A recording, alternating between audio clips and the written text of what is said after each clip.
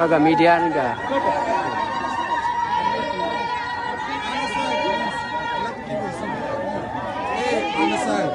Okay, media ada bro. Ya, oh kello. Kello.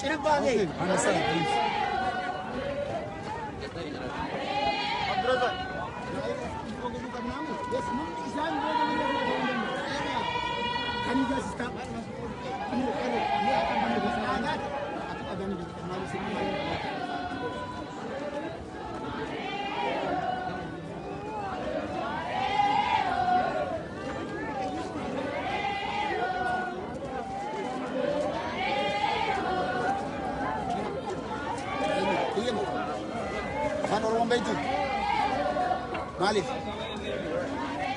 Kamzini gudate. Okay. Enyu anke.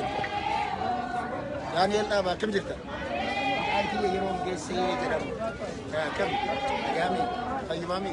Agami. Gani. Jabat. Jabat. Afan cicak sibarat. Alagana kasim kabat. Ya tamu cicak sibarat amma barakta. Jabat.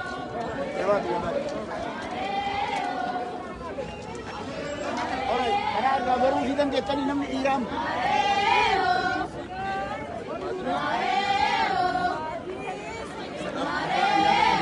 Sani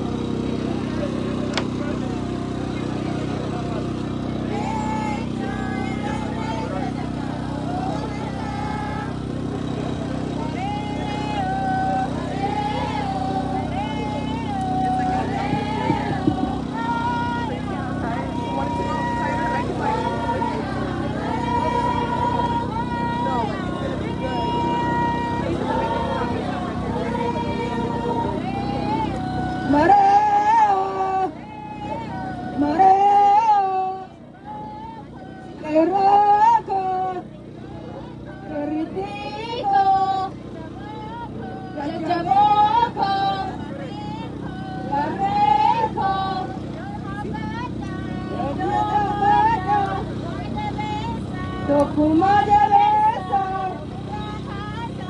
Yahira Kasa, Adakesa Kalisa, Aya Mare, Mare, Mare, Aya Mare, Kera, Kare, Oromo.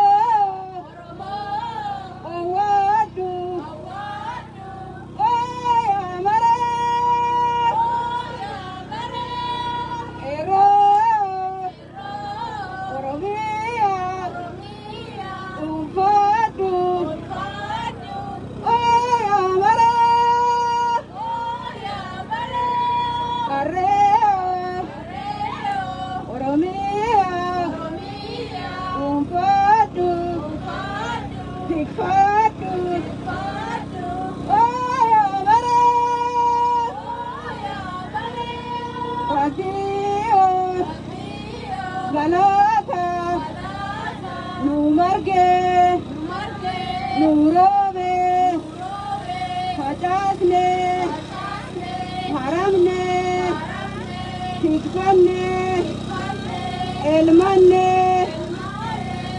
Oyamale, Oromo,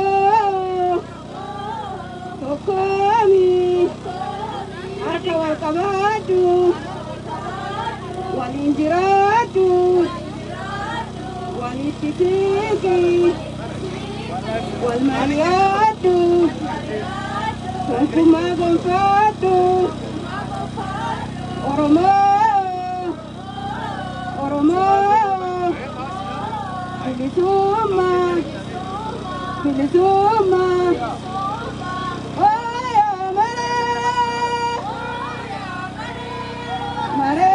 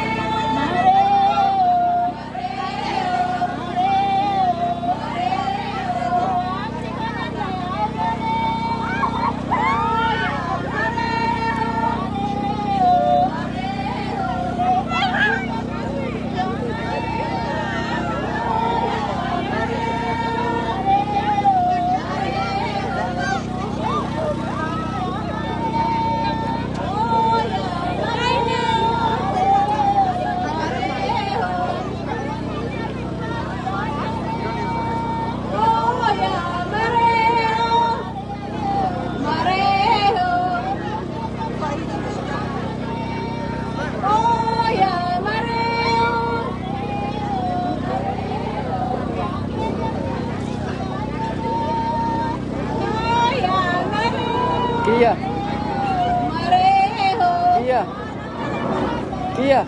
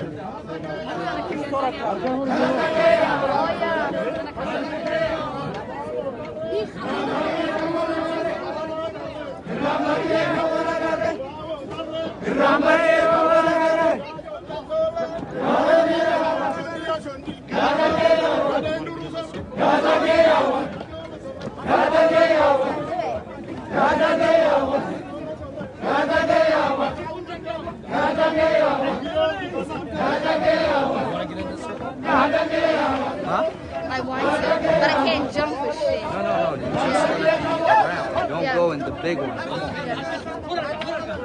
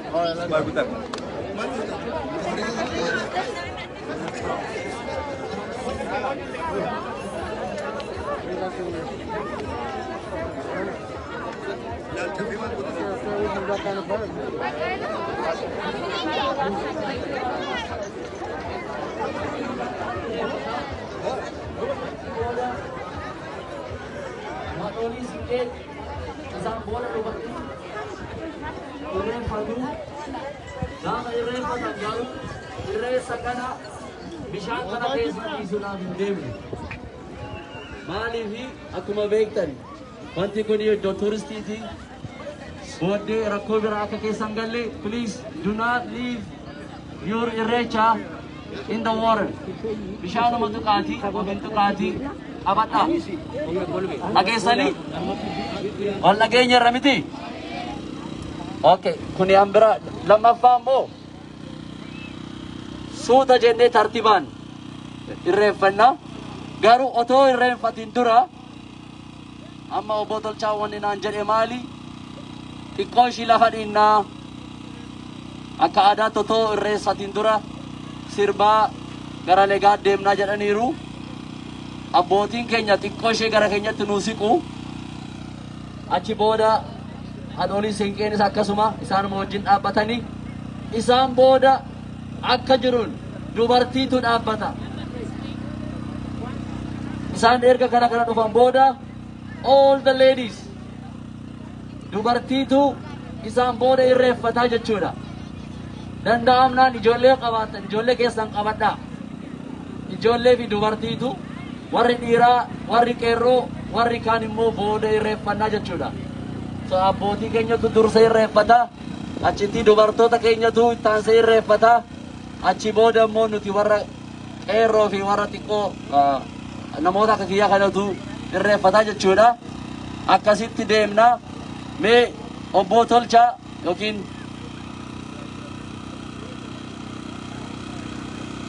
obbo Tolchaa mee gara kana gootutti yoo wanni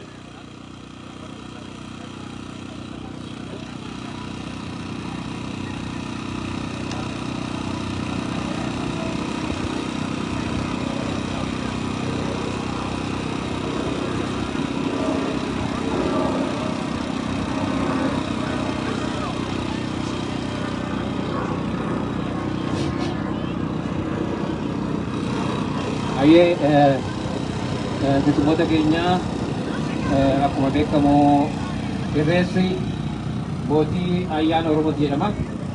Kanaaf Oromoon biyyaa fi biyya keessatti biyya alaatti haala gaariidhaan kabaja. Ayyaanni kun ayyaana Oromoo isa ganamaati. Kanaaf obbo Lumeen naannoo kana keessatti bara 1986 qabanii ta'u biyya alaa kanatti eegaluu jalqabanii. Irreechi biyya keessatti kan eegalame bara 1991 eegaleeti. Egaa sanaan dura mana hidhaa Habashoota keessa ture jechuudha. obbo Lubeen sanaan dura mana hidhaa Habashoota keessaa baasanii biyya alaa kana keessatti kabajuu eegalan jechuudha. Waggaa 36 kana keessatti waan hedduu hojjetaniiru. Irreecha kana daa'imman guddisanii amma asiin ga'aniiru. Kanaaf dubbuun dheeressu odoo gara irreechatti hin deemin obbo Lubeen haasaa gabaabaa irreechi kun maali? Oromoon irreecha kana sirna godhan maaliif kabaja kan jiru irratti haasaa gabaabaa nu godhu sana booda gara irreechatti deemna jechuudha. Obbo Lubeen gara kana naa kottaa.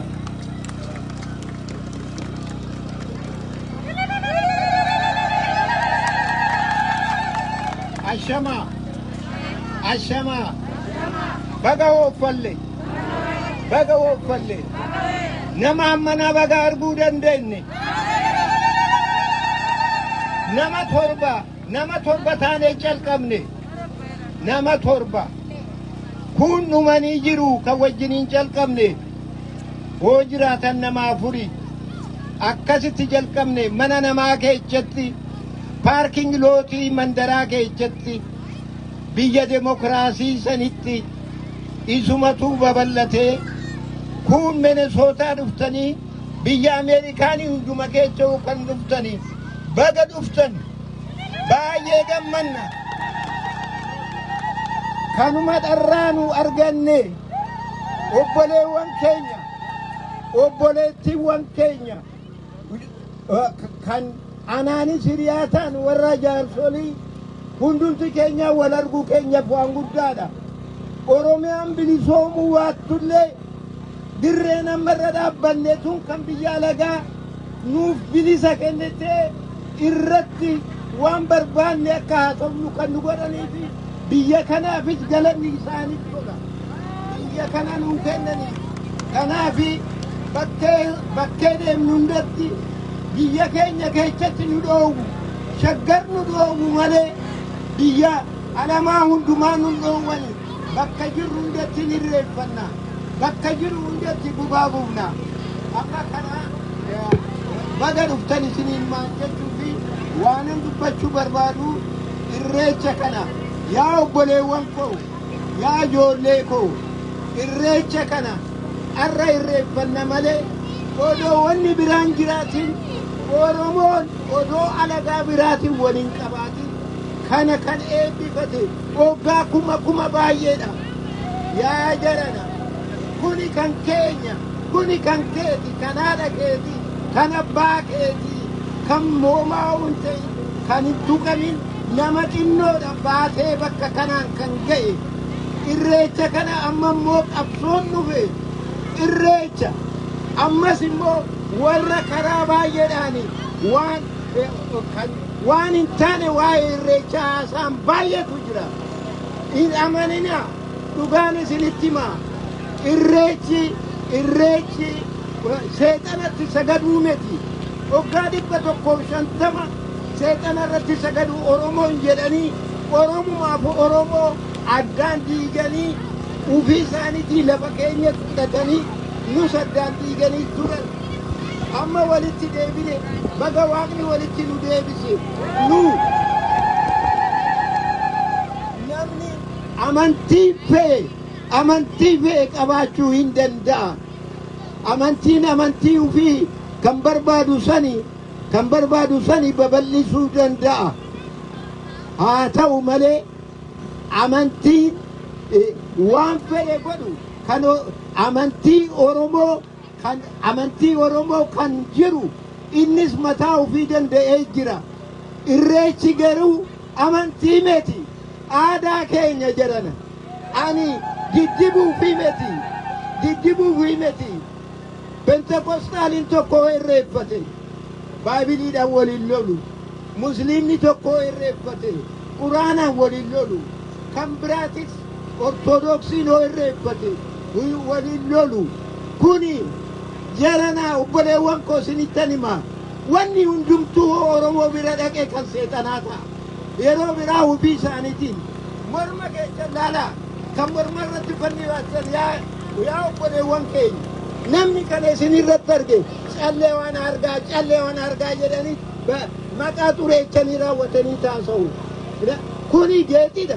Isaanis hin qabu maqxaraan maalinni itti maxxanaa laalaa maqxaraa baatanii waggaa deeman adaraa waaqaa mukatti sagannu takkaa sagannee hin beeknu akka beektan waan biraan nu barsiisa sun dhara nu himannu malee waggaa 100 fi hamma 1974 Oromoon takkaa ofii dubbatee hin beeku warra biraatitu waa'ee keenya beeka waa'ee keenya haasaa akka isaanii tolutti ergasii jalqabee Oromoon kan gungumuu qabe kanaaf obboleewwan koo kuni baay'ee amlukoo warri Habashaa jedhu sanii miti warri Habashaa nuun jedhu sanii miti kuni waaqa tokkicha waaqa tokkichatti bullaa tokkicha waaqni uumu malee nu uumamu waaqni tokkicha isatti amanee Oromoon erguma duri namirraa hin barre immoo kana quba qabaachuu qabna waaqumatu innis mataa isaatiin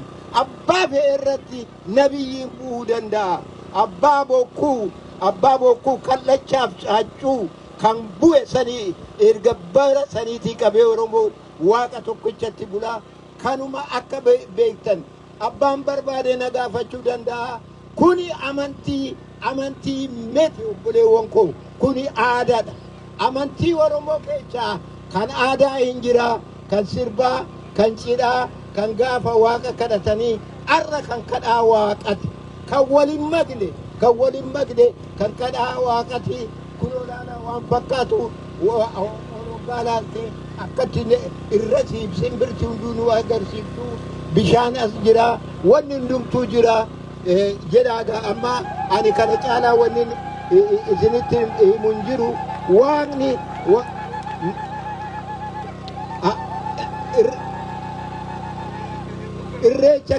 irreecha nagaa isin yaa godhu irreecha milkii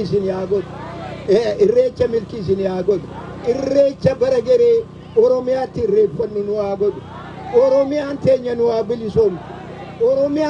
nu haa bilisoomtu kan addaan nu diigu yaa diigamu kan bishaan dhufee mirgatti nu dhiibu yaa dhiibamu kan mirgaan dhufee bitaatti nu dhiibu yaa dhiibamu kan Oromoo addaan baasu sanyii isaa addaan isaa baasu kan Oromoo soba isaa arrabni isaa yaa muramu kan Oromoo goomsu seexanni isaa goomsu kan Oromoo jaalatu waaqni isaa jaalatu kan midhaan nuu kenne kan loon nuu kenne warri keenya loon isaanii waliin yaa bulani aannan isaanii yaa dhugani kan qawwee qabatee bilisummaadhaan oolu onnee yaa kennuufi qilleensi isaa birdilibsi haa ta'uufi caakkam isaa mana yaa ta'uufi eeboon isaa xiyyitii yaa caalu eegaa kan biyyatti bilisummaa keenyaaf gaafa isaan Oromiyaa bilisoomsan hundi keenyaa biyyatti gallaa hookan immoo dhabnee bilisoomsinaa hookan immoo ijoollee teenya akkuma jedhame jala akka bu'an nurra akka fuudhan goonaa kuni waan hin hafne abdii kanaan yaa obboleewwan kiyya jabaadhaa warri karaa fagoo deemtan makiina keechan gufuun hin nayinii rooppilaan dhuftaniin gufuu hin nayinii karaa isin yaa qajeelchuu karaa milkii biyya dhuftanitti milkooman nuu deebi'aadha Oromiyaa biyyi keenya takka koloniidha kana beekadha koloniin deemokiraasiin hin jiru koloniin humnaa fudhatta Afrikaa keessa Eeshiyaa keessa biyyi kolonii taate kan deemokiraasiidhaan gallakkifte hin jirtu humnaa fudhatanii Oromiyaa humnaa fudhannaa ammasitti waaqni kolonii kana jaraan nu haa baasu hin boonu baay'ee galanni waaqaan badini kanumarra tanaan dhaabaa hooggaanani fixe haleeleen jedha diina haleeli jettuusin haleelee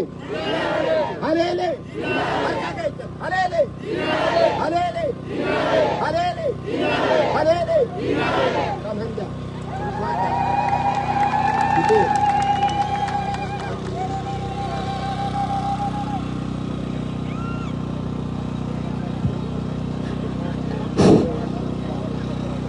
galatoma obbo Lubeen qabeenya Oromooti waa hedduu hojjetaniiru biyyattis miseensa waldaa Mancaaltuu lamaa turanii asitti immoo erga biyya alaatti erga dhufan biyya alaa kana keessatti akkuma kanaan dura jiree waggaa 36 fuuldura irreecha naannoo kanatti calqabanii irreechi naannoo DC fi gubaan naannoo DC Oromoota biyya alaa keessa jiran keessatti addummaan ilaalama.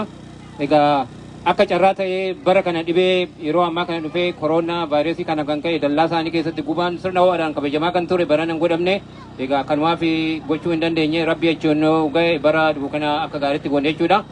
Amma gochaa isaanii kanaan obbo Lubeen waggaa 36 fuuldura irreecha kana gubaa kana Oromoo biraan ga'anii chaalenjii baay'een illee yoo jiraate akkuma ta'etti falmanii irreecha kana odoo Oromoon biyya alaa kun hin beekin akka gaariitti tajaajilanii irreechi maal akka ta'e maalummaan irreechaa maal akka ta'e Oromoon maal bakka irreecha irreeffatu gubaa maal bakka gubu kana hunda ibsanii barsiisanii isteetota Ameerikaa adda addaa irra deemanii barsiisaa turanii keessattuu immoo hawaasa Oromoo naannoo Washington DC jiru gubaa qe'ee isaanii keessatti odoo irraan kutii waggaa 36 guutuu mana isaaniitti kabajanii nu barsiisanii Oromoo jiru kana barsiisanii miidiyaa gubbaarrattis irreefi maal bakka irreeffatamu aadaa duudhaa isa ganamaa ibsaa turanii asiin ga'anii yeroo kun biyya alaa keessatti dhiisatii waggaa biyyatti illee hin godhamne waggaa 36 jechuun salphaa miti umurii waggaa dargaggoo yookiin umurii abdii urasaa kana jechuudha.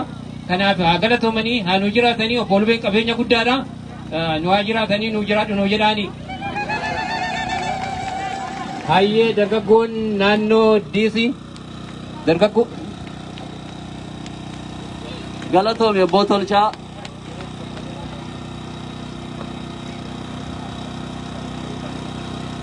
Obbo Tolchaa galatoomi. Obbo Lubeellee atis hin dhagama miti. Atis horii nu buli. Akkuma obbo Tolchaan jedhee obbo Lubeen erga egaa ani dhaladhe jechuu danda'ama. Naannoo Washington DC galatti irreechaa fi gubaa kana waa'ee aadaa Oromoo namoonni illee gaafa wal fuudhu akka jaarsaatti dhaqee kan nama keenya wal fuusisu obbo Lubeedha. Obbo Lubee jechuun immoo egaa haadha warraasaa malee obbo Lubee ta'uu hin danda'u. Addee ishiin illee akkasuma isa waliin taatee umrii ishee guutuu wanta kana nuuf hojjetaa turanii ammallee horaa bulaa jiraadhaa fayyaa nagaa argadhaa bilisummaa biyya keessan ijaan argaa dhaqaalee dhandhamadhaa jennaani mee yeroo tokko maatii obbo Lubeetii fi harka naa dhaame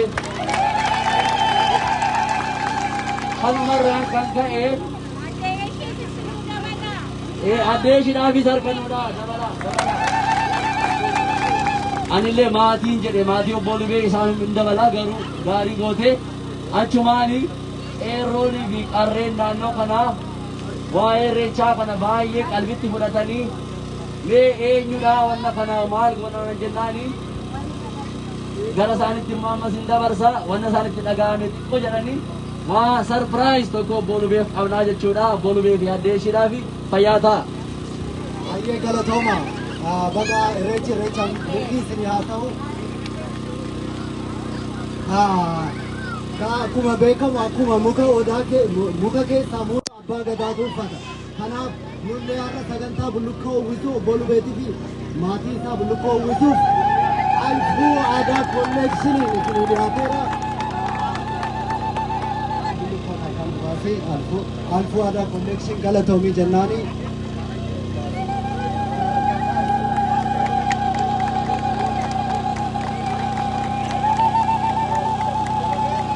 Bullukkoon uwwisaa hayyuu kenna wayyuu kenna nama guddaa kenna obbo Lubee.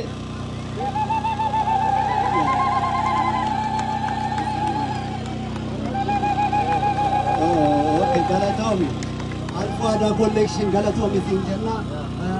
Warra isaaniitiifis bullukkoo qabna. Ridaasiin jiranii.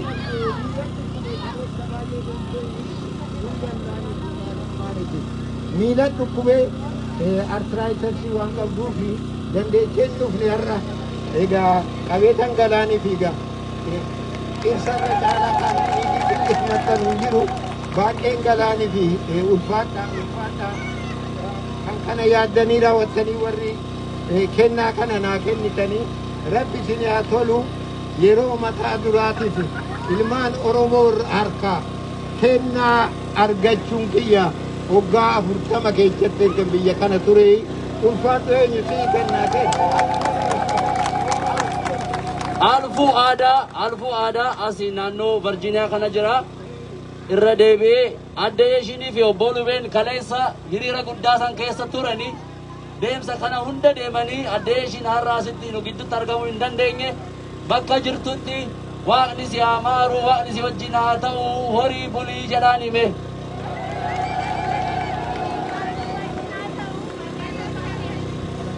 Fayyaa ta'a amma immoo addee iftuudha.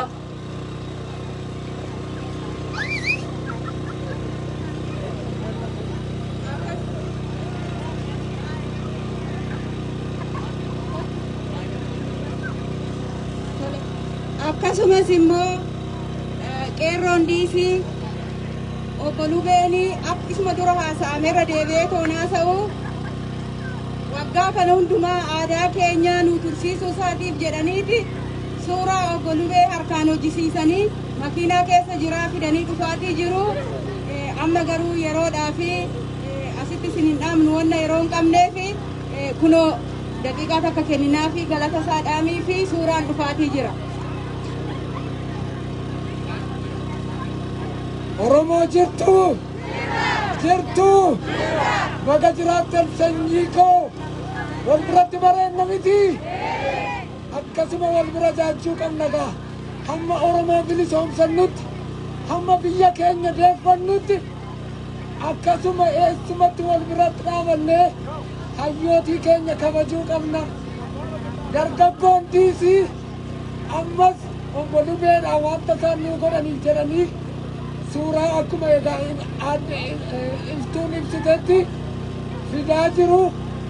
Obbo Lubeen yeroo suuraan kun piikchariin godhame kun dhufu hin kenninaafi dargaggoo diisii baay'ee nuu galateeffadhaa harka keessan nu kutaafi nus baay'ee sin galateeffannaa iddoo kanatti argamtanii akkas nu bareechuudhaaf.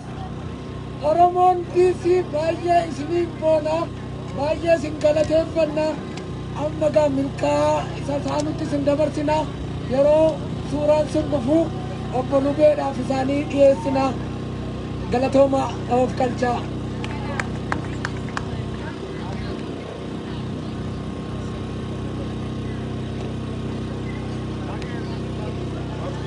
Sagantaan keenya xiqqoo dheerachaa jira ifama nu godha. Kanatti aansuudhaan nama tokko naannoo kanatti boraatii awwaardi ka jedhu dhiyeessaa jirra yeroo calqabaati. Awwaardii kana nama afaan keenya aadaa keenya irrattii fi gama siyaasatiin dalagu kennaa qophaa'etu jira kennaa boraatii kanaaf inni immoo durataa fi hundeessaa Hello Miidiyaa obbo Kiyyaa akka gamana nu waamtan barbaannaa. Kiyyaan aadaa alfuu kolleekshiniidhaan kiyyaadhaaf galatoomii nu jabaadhu jennaan kiyyaa waan nu daladeef galatoomii.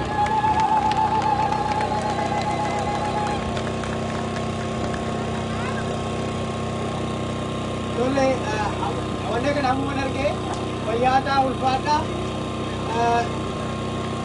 investmentii keessanii hojii gaariidhaan gadi isinitti baanaa utuu nuti jirru Oromoon hin cabu utuu isin jirtanii Oromoon hin cabu walumaan jabaannee ilmaan nafxanyaa aadaa keenya qabsuudhaaf nurra dhaabbatu hin gonkolchine jechuudha. Sooftuweerii Itoophiyaa biraa baasaa koo sooftuweerii Oromummaaf itti galchaa fayyaataa. Alfuu aadaa kolleekshin baay'ee galatoomaa fayyaa ta'a. Egaa warra naannoo kana jirtanii alfuu aadaa kolleekshinii kana hin dagatinaa wanna baay'ee nuuf qopheessaa jiranii fayyaa ta'a jiraadha jennaanii kanatti aansee obbo Tolchaattiin kennaa sagantaa isaan tun gaggeessuuf deema fayyaa ta'a galatooma.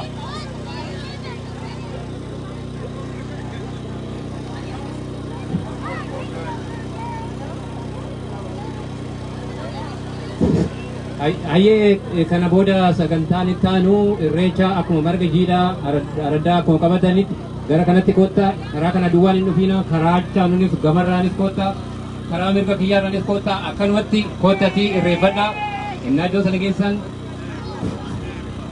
hin eebbifamaa jechuudha. Kanaaf gara kanatti gakkoottaa gara kanatti gadi koottaa Marga keessan qabadhaati. Galatooma.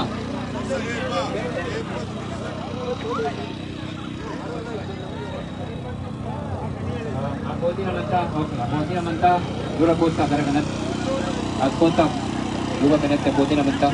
Galatooma.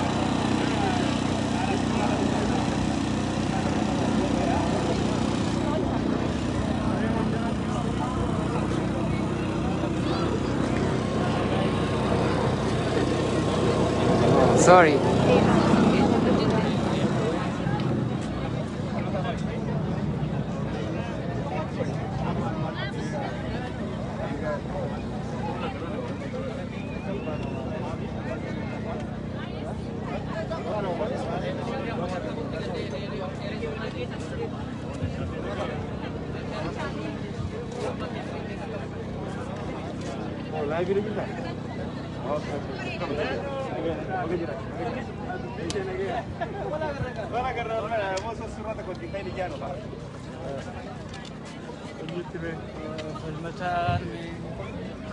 Berikutnya kakaknya, akan berikutnya. Ayo di Bandung berikutnya.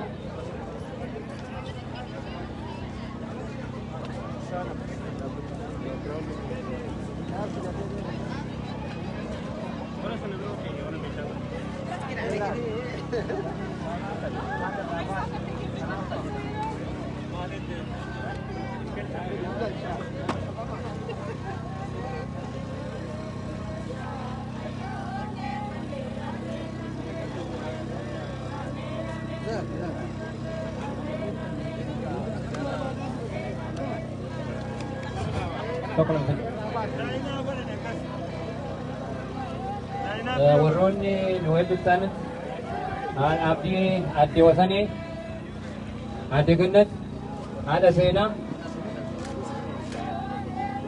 obbo Tarreessaa obbo Baqqalaa akkas lugaa obbo Lubee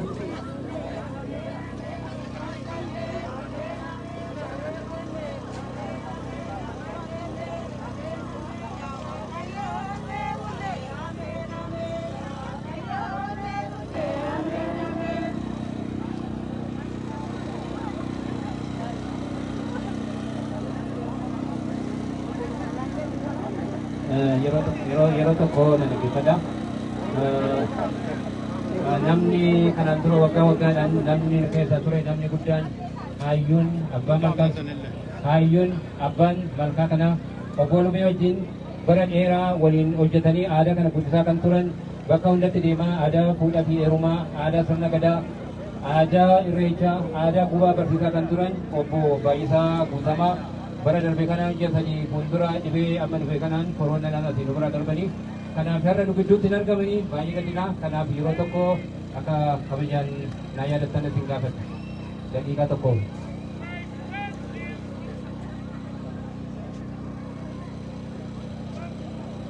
Galatooma amma eebban itti fufaa dabareedhaan jalqaba duraatiif addee gannat.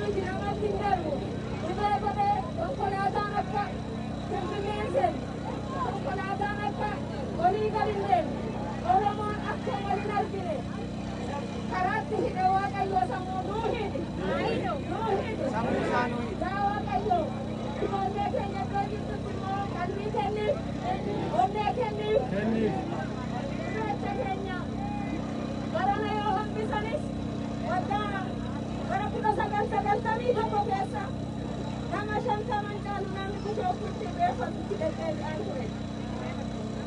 Nama dhibba hin ga'u.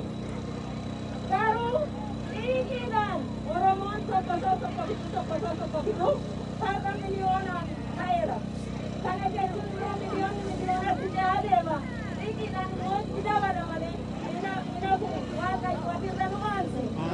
Irreechi keenya hin badin. Aadaan keenya hin badin. Duudhaan keenya hin badin. Diinni keenya barbadaa haa ta'u. Diinni keenya daaraa botoroo haa ta'u. Hawween keenya haa mirgisu. Lafi gaachana nuuf haa ta'u. Ijoolleen keenya nagaan jalaan nuuf haa guddatu. Qeerroon keenya qarreen keenya dhibeenshi haa cimu. Irreechi keenya daraaru. Daraareera Awustiraaliyaatti daraareera. Afriikaatti daraareera. Ameerikaatti daraareera. Addunyaa guutuutti nuuf haa mul'atu. Yaa Waaqayyo biyya keessatti biyyatti dhalannetti biyya kaakayyuu keenyaa kan baabayyuu keenyatti nu baafatee kadhatee sirraa argatetti abbaan irree karaatti hambise. Yaa Waaqayyo samara dhugummaa abbaa irree kanarraa kaasii fiigecha keenya nuu daraarsi. Nama keenya walitti wal yaadee wal arguudhaaf kaabaa kibbaa bahaa dhiyaa walitti hirmatu addaan kutee yaa Waaqayyooti immoo kana deebisitti nuu fuudhi. Ijoolleen keenya wal haa argitu. Fardeen keenya luugamaan baate. Fardeen keenya luugamaan baate fardi dhangalaa. Odaadha. Oodatu raawwate. Yaa Waaqayyo kan oodaan nu baase. Ooda kana jalaa nu baase. Malkaa uummanni walaa argu. Dammiin bishaan walaa argu. Fardiin bishaan walaa argu.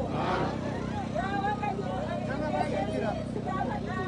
Hundi siiti dhagaye. Isinis waliin hundaan kunuunsuun mana nagaatti jala. Amiin waliinu.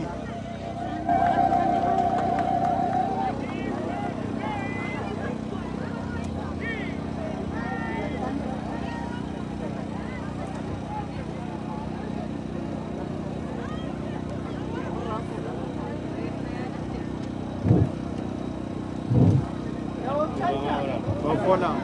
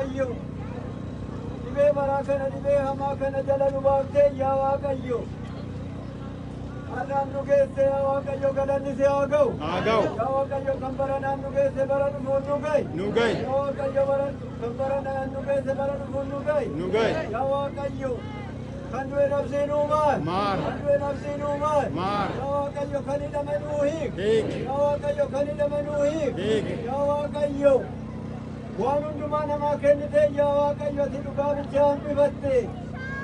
Yaa Waaqayyo sabni dhugaa hin mo'in. Yaa Waaqayyo dhugaa naamoo. Naamoo. Yaa Waaqayyo dhugaan hin badin. Hin badin. Dhugaan biiftuu ganamaa ta'e haa mul'atu. Haa mul'atu. Dhugaan biiftuu ganamaa ta'e haa mul'atu. Haa mul'atu. Sobni kan dubbatamu sobnaa dukkanaa'u. Sobnaa dukkanaa'u. Ilma namaa balleessa sobee jedhee ilma namaa balleessuuf intala namaa balleessuudhaaf. Sobaan kan ilma namaa balleessuudhaaf xaaru waaqa isaa balleessu. Haa balleessu. Waaqa isaa balleessu. Haa balleessu. Harkattaa jaam. Haa jaam. Harkattaa jaam. Haa jaam. Waaqayyo immoo kan dhugaa qabu dhugaa haa dubbatu. Haa dubbatu. Dhugaa haa dubbatu. Haa dubbatu. Yaa dhugaan hin badin.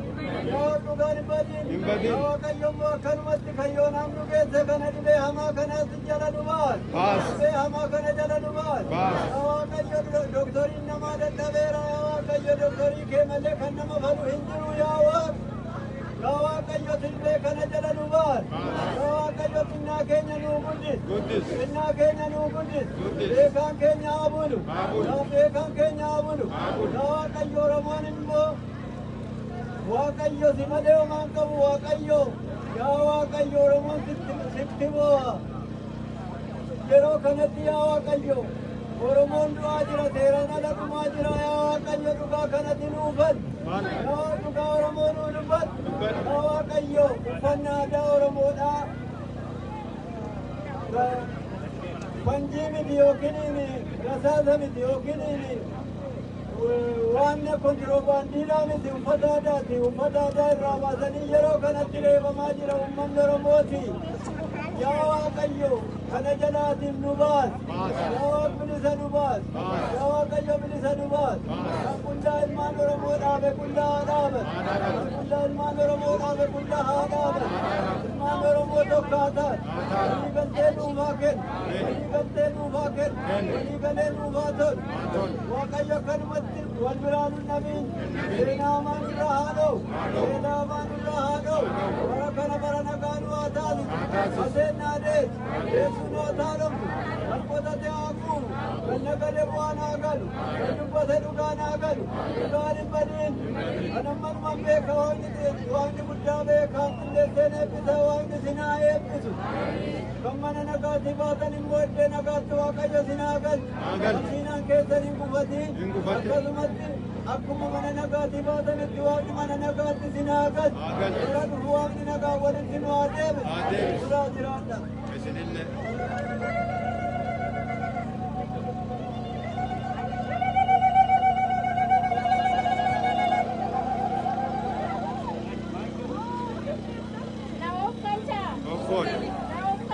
Ofola. Ganna furdaa baatanii booqaa birraa argitan saddeetatti sinii kaanaanna'u. Aanaanna'u. Saddeetatti sinii kaanaanna'u. Aanaanna'u. Warri bara nagaa nuuf haa ta'u. Haa ta'u. Kan ba'e nagaan haa galu. Haa galu. Kan dhukkubsate haa fayyu. Haa fayyu. Kan du'e lubbuu nuuf haa maaru. Haa maaru. Kan hidhame nuuf haa hiiku. Hiiku. Biyya keenya biyya nagaa nuuf haa taasisu. Haa taasisu. Waaqni ijoollee keenya yeroo kana nuu jettee lubbuu ishii kennaa jirtu bira nuuf haa dhaabbatu. Haa dhaabbatu. Irree ishii nuuf haa jabeessu. Haa jabeessu. Tokkummaa keenya nuuf haa jabeessu. Haa jabeessu. Aadaa keenya nuuf haa jabeessu. Haa jabeessu. Waaqni tokko nu haa taasisu. Haa taasisu. Oromoo wal qabnaa wal taanee tokkummaa keenyaan biyya keenya bilisummaa keenya akka argannu nu haa taasisu. Haa taasisu. Haa taasisu. Haa taasisu. Barbadaansu haa ta'u. Haa ta'u. Dooruun gabbinaa ta'u. Haa ta'u. Dhalate haa guddatu. Haa guddatu. Ijoollee keenyaaf nagaa nuuf haa kennu. Haa kennu. Waaqni immoo kan bara naannu baay'ee gareen nagaan nu haa ga'u. Haa ga'u. Dhibee hamaa kana jala nu haa baasu. Haa baasu. Waaqayyo bu'aan qinneessee eebbisaa. Waaqni immoo kan beekutti buutee nu haa gargaaru. Wajjiniin haa ta'u nagaa ta'a. Gala. Ofola. Ofola. Ofola.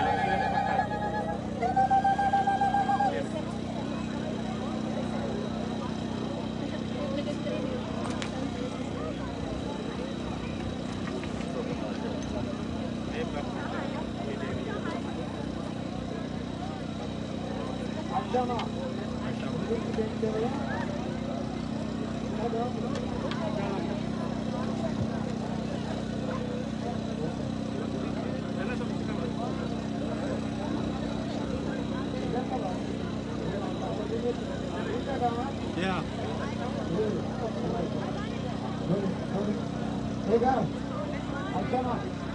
Ashama.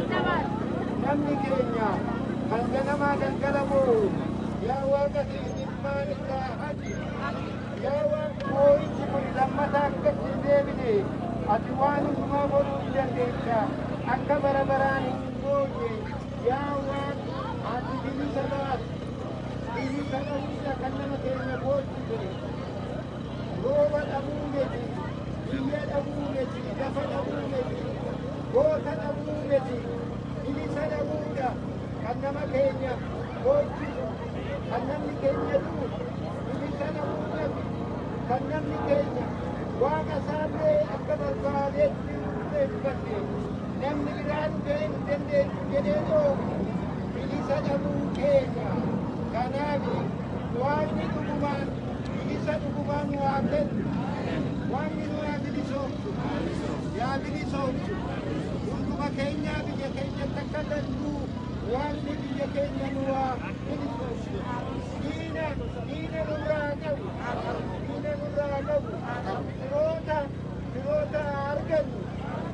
firoota argannu warri addunyaarraa humni isaanii nu haa dhageeffatu warri addunyaa waan kaane nu haa beeku garaan isaanii nuufaa yaana'u garaan isaanii nuufaa yaana'u irree humna dandeessee kophaa keenya hin dandeenye addunyaan nu yaana'u kana gochuudhaaf waan isaa dabala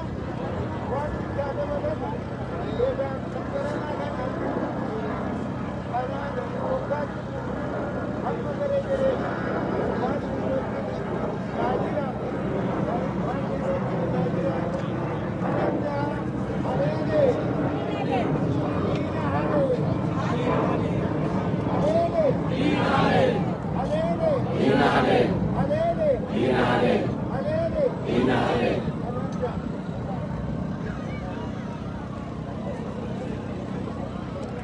Tole beektota keenya galatooma baay'ee ulfaadha.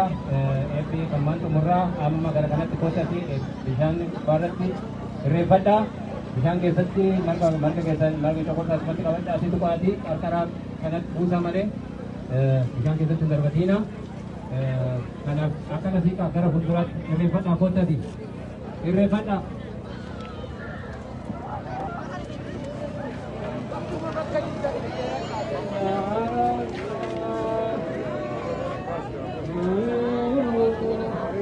Any cause.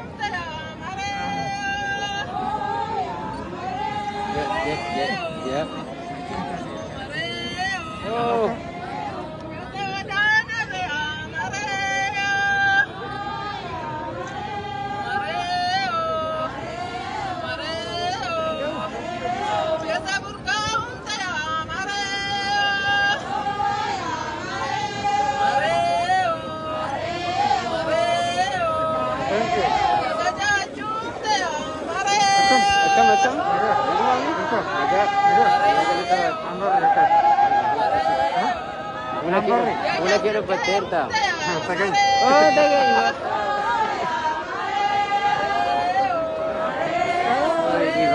kam.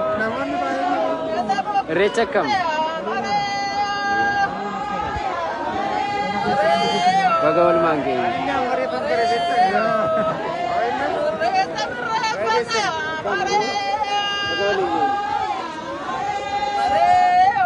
Pilih nasi racun.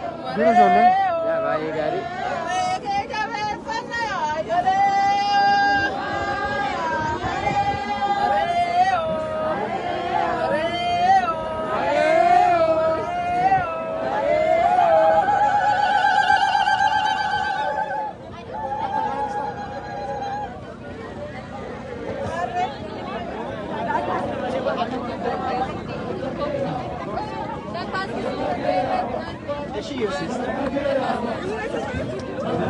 Sagantaan inni kanatti aanee jiru amma Oromoo Komiitii Deemaa kan hawaasa Oromoo kan hawaasa Oromoo Washington DC jaatamii lama kudha lama sagantaan iddoo sana jiru okoleedha. Okoleen iddoo sanatti sirna seensaa qabatanii jiran akkana maallaqa sakata itti barra. Kan biraa sagantaa inni tokko kan jiru baay'ee isaa fi urgaa ijoollee waggaa alatti waggaa tokko gidduu jira. Iddoo sanatti yoo maqaa baasanii maqaan isaanii Oromoo ta'ee namni jiru kun namni beekatu maqaan asitti goota asirratti injifannaa waan keenya naannoo adda addaatii kan dhugaa miidhagina kan sagaalee Ameerikaa baay'ee galatooma uffata kaleessaa qabee amma har'aatti dadhabaatti fudhatee baay'ee sitti boonnaa galatooma hawaasni naannoo ijoolleen hundi keessan guddinatti tajaajila keessummoota keenyaatti baay'ee galatooma uffata naannoo keessatti Tole, kanaaf hundi keessan akkuma sagantaa iddoo kana dhumeen iddoo sanatti koottaa Oromoo Komiitii jechuudha. Egaa kanuma galatooma amma yeroo gabaabaadhaaf sirna tokko tokko nutti sirbaa gammadaa. Right now, this after this one. Booda hundaa sagantaan kun bakka biraa hundi deemee kan hawaasa Oromoo koottaa bakkasaa jaatamii lama karaa sagantaa boodaa sirriitti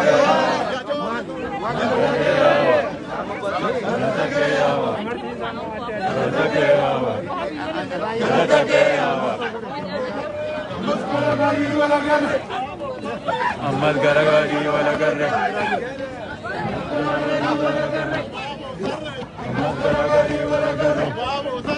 Ahmad Garagari wala garre.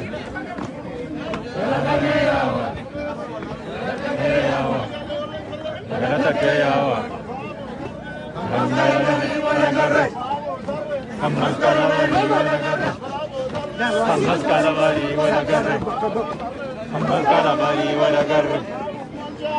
Nana ke yawa. Nana yawa. Nana ke yawa. Nana ke yawa. Nana ke yawa. Nana ke yawa. Nana ke yawa. Nana ke yawa. Kana bari wala garre. Amal kana bari wala garre.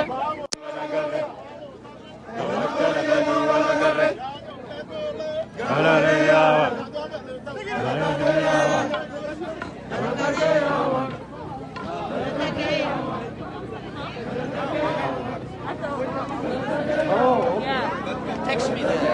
Okay, I got it. Get the gold one. No, not too bad. I love you. Different. I do. Sole. I'm ready to take care of your